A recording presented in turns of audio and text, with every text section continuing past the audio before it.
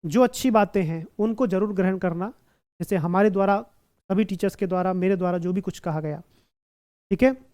और दूसरी बात सबसे जरूरी है कि जब भी आप किसी भी विद्यालय में आपकी ज्वाइनिंग हो, ईश्वर से मैं प्रार्थना करता हूँ दिल से कि इस बार सबका सबका सीटेट हो जाए इसी वाले में ही, और 2024 के अंदर ही या 25 के अंदर, मतलब जब भी आपका योग्य हो जाए पूरी तरह से, और जो भी आप आगे परीक्षा दें उसमें सबका सिलेक्शन हो जाए, जो भी मन से पढ़े, और जितने भी सब लोग मन से पढ़ोगे तो सिलेक्शन जरूर होगा, और सबका सिलेक्शन हो जाए। सब अच्छे से पढ़ें, मन से पढ़ें, मेहनत से पढ़ें, क्योंकि सफलता मेहनत ही मांगती है, ठीक है। मेहनत के बिना आपको सफलता नहीं मिलेगी। तो जब किसी स्कूल में आप ज्वाइनिंग करो तो अपना जो कर्तव्य है वो ईमानदारी से करना। आप बिना भेदभाव के, बिना किसी जाति, बिना किसी रूप रंग, बिना किसी आर्थिक या सामाजिक स्थिति के आधार पर बच्चों को बांटें। बिना भेदभाव के, किसी भी तरह का कोई भेदभाव नहीं करना आपको। बच्चों को, सभी बच्चे को एक दृष्टि से, एक मन से पढ़ाना है और ईमानदारी से पढ़ाना है। जिसके लिए सरकार ने आपको चुना है उसको पूरी ईमानदारी से आपको विद्यालय के अंदर निभाना है, उस जिम्मेदारी को। तभी आप एक अच्छे अध्यापक कहलाओगे। और मेरा विश्वास ये है कि एक अध्यापक के दायरे में जितने बच्चे आते हैं वो काम कोई दुनिया में व्यक्ति, समाज सुधारक भी नहीं कर सकता जितना काम एक अध्यापक करता है। अपने जीवन में एक अध्यापक हजारों बच्चों को पढ़ाता है। अगर उन हजारों में से लगभग 500 या 1000 बच्चे पर भी उस व्यक्ति का, इस अच्छे अध्यापक का प्रभाव पड़ा, तो आपने 1000 बच्चों को या 500 बच्चों को सुधारा। आप सोचिए जरा, 500 अच्छे नागरिक आपने इस भारत को, इस देश को दिए। आप इसको सोचना कि कितनी लंबी मैं बात कह रहा हूं, कि आपने इस भारत को, इस देश को कितने अच्छे नागरिक दिए। आपसे जो बच्चा जुड़े उस पर आपका सही सकारात्मक प्रभाव पड़े, उसको आप सही बातें सिखाकर जाइएगा। जहां भी आप ज्वाइनिंग करें, जहां भी, जिस भी तरह से आप स्कूल में रहें, ठीक है। अगर जीवन में कभी आपसे मिलना होगा तो फिर आप जो है हमें याद करिएगा, ठीक है। ईश्वर से फिर से प्रार्थना करता हूं कि आप जीवन में जल्दी ही सफलता प्राप्त करें और आपकी सभी शुभ मनोकामनाएं पूर्ण हैं। बेस्ट ऑफ लक सभी के लिए, बहुत बहुत शुभाशीष आपके लिए, बहुत सारा आशीर्वाद। ईश्वर से फिर से प्रार्थना करता हूं कि सभी का सिलेक्शन हो जाए अच्छे से, सबकी मेहनत सफल हो। लेकिन मेहनत करना जरूर, बिना मेहनत के ना कोई आशीर्वाद लगता है, क्योंकि सबका कॉम्बिनेशन, आपकी मेहनत, आपके माता पिता का आशीर्वाद, हमारी मेहनत, हमारा आशीर्वाद, ये सबका मिला जुला रूप आपकी सफलता होती है। केवल एक चीज से सफलता कभी नहीं मिलती है, ध्यान रखना दोस्तों, ठीक है। अच्छे कर्म करना, ईमानदारी से मेहनत करना, बिल्कुल बढ़िया तरीके से आप पढ़ना, ठीक है। और स्कोर बहुत अच्छा होगा आपका, ठीक है। बिल्कुल बिना प्रेशर के पढ़ना और अच्छे से पेपर देना, ठीक है। सभी के लिए लव यू, दिल से धन्यवाद मुझसे पढ़ने के लिए, सचिन एकेडमी से जुड़ने के लिए।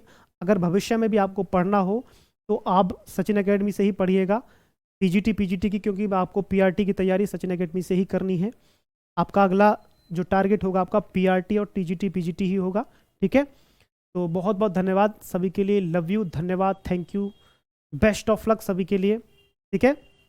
और ईश्वर ने चाहा तो फिर कभी अब मिलेंगे तो एक बार बता देना सर हम आपसे पढ़े हैं सीटेट में या यहाँ पढ़े हैं, तो हम आपको शायद कुछ पहचान लें, ठीक है। तो बहुत बहुत धन्यवाद दोस्तों जुड़ने के लिए, मिलते हैं फिर कभी, तब तक के लिए नमस्कार, धन्यवाद, वंदे मातरम, जय हिंद।